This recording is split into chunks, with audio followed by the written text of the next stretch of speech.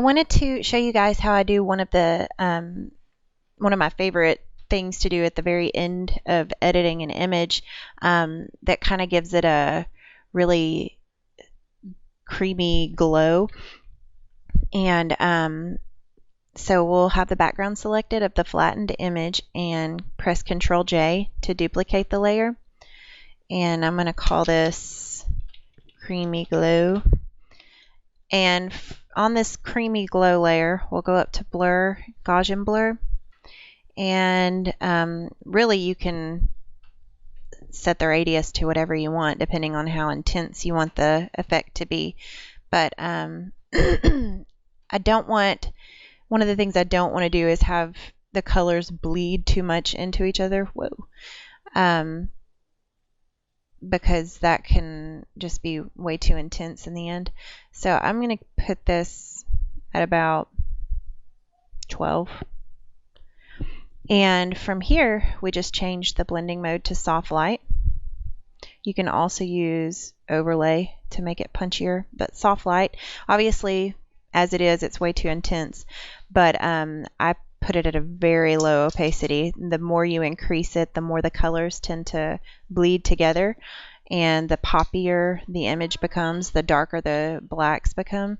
So I typically leave mine at 20, 30, sometimes even as low as 13. For this one, I'm going to put it at about 20. And usually I like to paint it off of the subject's face.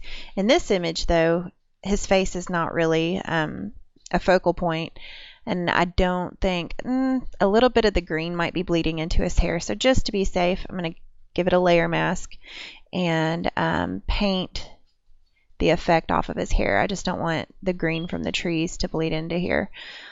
Also do that on the rest of his skin, just in case. So this is before and after. It's really subtle, but it does give a really creamy, glowy look. I think I'm going to increase the opacity maybe to 30 for this one. So before and after.